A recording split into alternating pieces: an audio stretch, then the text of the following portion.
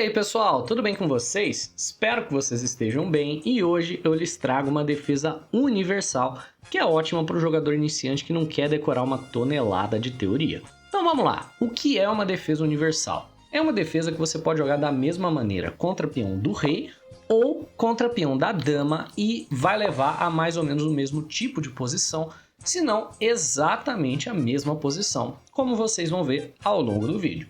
Pois vamos lá, qual é a defesa? Se chama defesa Ninzovic e ela responde a peão E4 ou a peão D4 com cavalo C6. Essa é uma defesa hipermoderna porque nós estamos controlando o centro com peças ao invés de controlar com peões e nós basicamente deixamos o nosso adversário colocar um segundo peão no centro, expandir os seus peões para depois contestar esse centro, basicamente argumentando que todo esse espaço que as brancas vão ocupar na realidade vai ser um pouco difícil de manter no longo prazo. Então agora nós vamos jogar peão E5 e estamos questionando aí os peões do nosso adversário.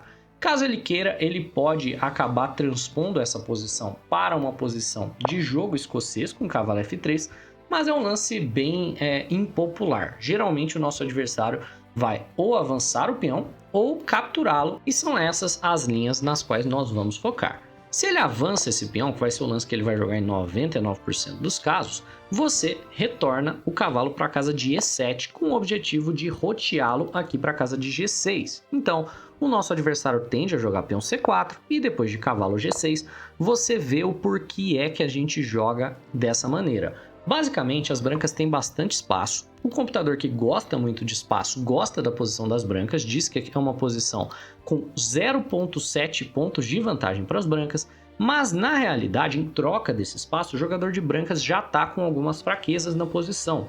A casa de D4, por exemplo, é uma casa fraca logo de imediato, que quer dizer que é uma casa que ele nunca mais vai conseguir controlar com peões, porque ele já moveu o peão de E e já moveu o peão de C. Então qualquer peça que nós coloquemos nessa casa vai ser muito problemática para o jogador de brancas. Outro problema da posição aí do jogador de brancas é que, por exemplo, esse bispo aqui vai ficar meio bobo por trás dos peões. Ele provavelmente vai ter que desenvolver ele aqui para D3 e o bispo vai ter muita dificuldade de jogar. Então, por mais que o computador olhe para uma posição dessa e fale tá igual, a realidade é que todas as vezes que isso foi jogado em partidas de mestre, que já deu mais de 107 partidas de mestre aqui no Lichess com essa exata posição, as pretas acabam vencendo a grande maioria. Então, se você der uma olhada aqui na estatística, 25% as brancas vencem, 22% empata e mais de metade aí as pretas vencem. E partidas amadoras, que já tem centenas de milhares aqui, as pretas têm uma taxa de vitória bem confortável, bem superior também a 50%, que é muito incomum porque a gente está só no quarto lance e o computador diz que a posição das brancas está perfeitamente jogável. Pois vamos lá. Lances naturais aqui para o jogador de brancas vão ser os lances de desenvolvimento que ele costuma fazer. Cavalo C3, cavalo F3, tirar o bispo aqui por trás dos peões e nós também vamos desenvolver de maneira confortável. Então, cavalo F3 a gente joga aqui o nosso bispo para a casa de C5. Se ele jogar cavalo C3 a gente tira o nosso cavalo botando pressão aqui no peão. E quando o nosso adversário tira o bispo dele e prepara o roque, você pode simplesmente fazer o seu roque, mas eu gosto de um lance bem profilático aqui, que é o lance peão A5. Esse lance ele é legal porque impede que o seu adversário questione o bispo de C5 antes de você fechar a cadeia de peões com D6. A ideia por trás do lance A5 é que agora, se ele quiser questionar o bispo, por exemplo, jogando cavalo A4, você tem uma casa confortável para voltar o bispo. E se ele quiser questionar o bispo com A3, a realidade é que o B4 não chega. Ele não consegue ter tempo de jogar o peão para a casa de B4 porque nós controlamos essa casa duas vezes e o nosso adversário ainda não tem controle sobre ela. Para jogar o B4 ele teria que jogar antes, por exemplo, um torre B1, abandonando a coluna A e nos dando mais uma vantagem posicional. Então a probabilidade é que ele só vai deixar o bispo quieto aqui e fazer o roque dele. E agora nós temos um plano de ataque relativamente simples. Você vai fechar, por exemplo, a sua cadeia de peões, fazer o seu roque aqui com tranquilidade, e agora é só trazer as suas peças para a ala do rei e gerar um ataque, porque é para lá que todas as suas peças estão apontando.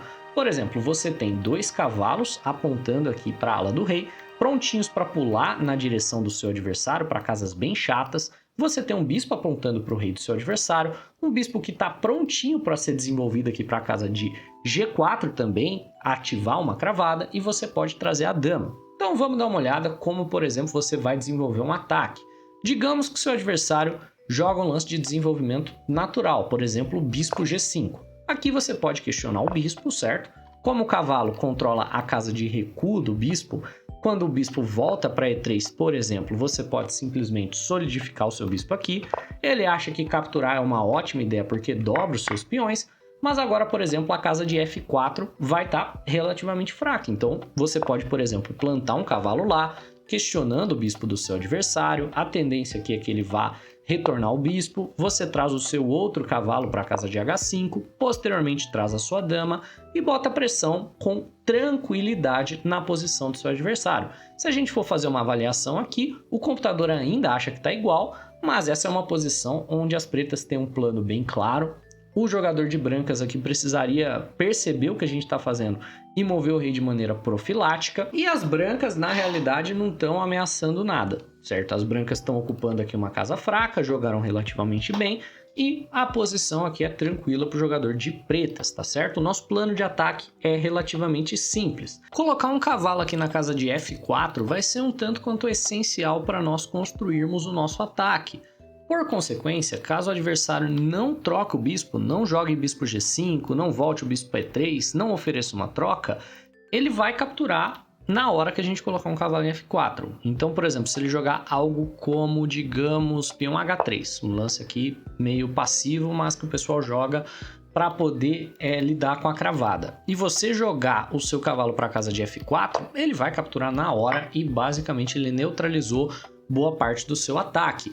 A ideia é que se ele não trocar esse bispo, você vai levar um cavalo para F4 de qualquer jeito, mas através da manobra cavalo H5 para daí jogar cavalo F4. Se você acha que esse cavalo H5 cai numa tática, porque entra no descoberto de dama, não cai, viu? O cavalo tomar peão vai ser um erro relativamente fácil de se cometer. A ideia é que o cara acha que tá ganhando um peão, mas na realidade não, porque quando a gente toma o cavalo dele, vem com tempo no bispo, né? Então se dama toma H5, o cavalo toma D3. E nós temos uma posição superior. Se o adversário coloca uma peça aqui, por exemplo, outro cavalo aqui na casa de E2 para controlar essa casa mais uma vez, nós podemos seguir atacando, jogando, por exemplo, o lance peão F5. E agora você tem muito controle sobre a casa de F4 depois das trocas, porque a sua torre vai controlar ao final da linha. E você tem um ataque aqui relativamente tranquilo de se executar. Existem temas de sacrifício na casa de H3, se o seu adversário der bobeira, bispo toma H3 vai desproteger o cavalo para sua torre tomar. Então ela vai ser uma posição aqui onde o jogador de pretas está com tudo, né? As linhas que chegaram nessa posição aqui já estão praticamente ganhas para as pretas, com uma posição de 80% de taxa de vitórias, e a classificação média de quem chegou nessa posição é de 1980 de rating. Então todos os lances que as brancas jogaram são lances que o jogador da faixa dos 2000 de rating jogaria, tá certo? Para você ver como é relativamente simples de você executar um plano de ataque utilizando aqui as linhas da Ninzovic. Uma coisa que você vai ter que se atentar é que, vez ou outra, o nosso adversário acaba desenvolvendo esse cavalo. Ao invés de trazê-lo para F3, ele traz o cavalo para a casa de E2 depois de tirar o bispo. Então, as brancas vão jogar algo como, digamos, cavalo C3. Depois que a gente tirar o nosso bispo, vão jogar bispo D3. E quando a gente tira o cavalo, vão jogar, digamos, cavalo para E2. O objetivo do jogador de brancas com esse plano de desenvolvimento, geralmente é avançar o peão para a casa de F4 depois do roque. Então ele vai jogar, por exemplo, roque, rei H1 e depois vai tentar contestar o centro com F4, gerar uma ruptura de peões que vai ser relativamente incômoda para a gente. O que você deve saber é que cavalo E2, independente da variação que ele acabe jogando, vai ser um erro porque vai nos permitir jogar um ataque temático, que é tipo um ataque fegatelo com cavalo G4, mirando a casa de F2. E isso parece um lance bem inofensivo, porque ele pode simplesmente defender fazendo roque. A realidade é que esse lance agora perde o jogo, porque nós podemos trazer a dama para a casa de H4 e nós temos um ataque que é relativamente temático, aparece geralmente para as brancas em posições como as posições do gambito escocês, em posições como as do gambito Evans, e nós estamos ameaçando a casa de F2 3 vezes e o nosso adversário está defendendo ela apenas 2. Mas isso também vem como um ataque duplo, porque nós ameaçamos mate na casa de H2. Então depois que ele move o peão para H3, nós podemos simplesmente capturar aqui em F2 de cavalo e ele vai ter que entregar a torre aqui e perder material, beleza? Então esse é um truquezinho que é bom você manter em mente, porque pode vir a acontecer com bastante frequência, tudo bem? Se você assistiu esse vídeo até aqui é porque você claramente curte o conteúdo, então não deixa de se inscrever no canal, disparar aquele like e vamos continuar dando uma olhada em algumas outras variações que ele pode jogar. Se ao invés de desenvolver os cavalos, por exemplo, trazer um cavalo para C3 e um cavalo para F3, como nós havíamos avaliado, o nosso adversário desenvolveu o bispo dele para a casa de E3, você vai precisar adaptar um pouquinho o seu plano, porque o lance que nós havíamos analisado até agora são as posições com bispo C5, e a ideia desse bispo E3 é justamente prevenir que isso aconteça. Portanto, agora eu vou ter uma recomendação para você. Ao invés de você desenvolver de maneira passiva, deixar o bispo por dentro da cadeia de peões, eu acredito que a melhor forma de você jogar é pressionando o peão de E4. Então você deve desenvolver o seu cavalo para a casa de F6, botando pressão no peão, e todos os lances de desenvolvimento que são lances naturais, como por exemplo cavalo C3, são lances que nós podemos questionar jogando bispo B4 e desenvolvendo em uma cravada. Alguns jogadores aqui vão simplesmente pendurar o peão, mas a nossa ideia é clara. Se ele defende, nós tomamos o cavalo e pelo menos temos aqui uma posição onde ele tem peões dobrados pelo nosso bispo mal. Então ele possui o par de bispos, mas a posição está bem fechada. Esse bispo de D3 aqui é um bispo bem triste na posição. E agora você pode fazer o seu roque tranquilamente e o nosso adversário deve seguir jogando, por exemplo, com cavalo F3. Lembrando, cavalo E2, apesar de ser o lance mais popular nessa posição, não é um bom lance ainda. Mesmo que você não tenha um bispo em C5, agora ele nos permite jogar cavalo G4, e agora o objetivo do cavalo G4 não é nem dar tipo um ataque fegatelo, é você capturar o par de bispos. Então se ele fizer o roque, você deixa ele com uma posição aqui, com uma estrutura de peões totalmente esquisita, né? Com 2 pares de peões dobrados no centro do tabuleiro. E se ele volta o bispo, aí sim você pode trazer a dama e ameaçar tipo um fegatelo, certo? E você tem ainda uma posição bem superior. Você pode estar pensando, tá, se o adversário jogar, por exemplo, peão G3 aqui, beleza, você infiltra em H3 e não deixa ele fazer o roque. Posteriormente você ainda ganha esse peão da casa de H2, com uma sequência como dama G2 questionando a torre, e quando a torre sai você toma o peão, por exemplo. Se ele botar um cavalo na frente, aí você pode jogar, por exemplo, o cavalo F4, ameaçando o peão de G2, bem como o bispo aqui que está solto. E você força o nosso adversário a jogar, digamos, um lance como o bispo F1, voltando atrás no desenvolvimento dele para defender a posição. Isso aqui já é relativamente vantajoso para o jogador de pretas, e você vê que o nosso oponente está numa posição onde ele está se sentindo pressionado. Ele está tudo, mas não está confortável. Um erro bem comum seria tomar esse cavalo aqui. Então a ideia de bispo toma cavalo aqui vai ser pior, porque a gente toma de peão ameaçando o cavalo, e se o cavalo se mover, cai F2. Se ele ameaça a dama, a gente ainda tem aí uma tática, né? Podemos jogar, por exemplo, cavalo toma F2 e na sequência capturar esse cavalo com cheque, por exemplo. E temos uma posição muito superior em poucos lances, com lances totalmente naturais por parte do jogador de brancas, tá? Uma ideia que é importante também você ter é como você vai jogar caso o nosso adversário jogue algo diferente. Se ele não jogar o peão D4, claro, peão D4 vai ser um lance mais forte. Se você liga qualquer engine, ele vai recomendar esse lance, e se você jogar isso contra um jogador mais forte, ele vai reconhecer que esse é o lance e vai jogá-lo. Mas e se o nosso adversário quiser fugir da defesa Ninzovic e jogar, por exemplo, o cavalo F3 ou alguma outra coisa? Bem, nesse caso você pode simplesmente jogar peão E5 e você vai cair numa posição semelhante a uma posição de italiana ou uma posição aí de jogo escocês, depois de peão D4, uma Rui Lopes. Você tem aqui uma linha extremamente popular que você provavelmente já jogou muitas e muitas vezes. Outra linha que vale a pena nós analisarmos, por exemplo, depois de peão E5, é o caso do seu adversário capturar o peão.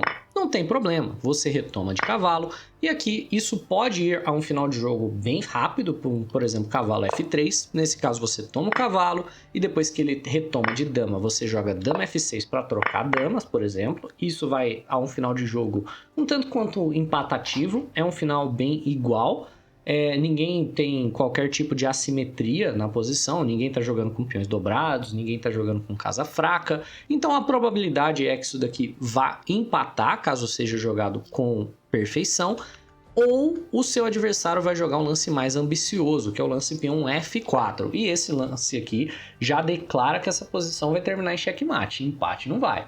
É um lance que pega bastante espaço no centro, vem com tempo no cavalo, mas é uma faca de dois gumes, porque agora ele acabou expondo essa diagonal e deixando o rei dele um tanto quanto aberto.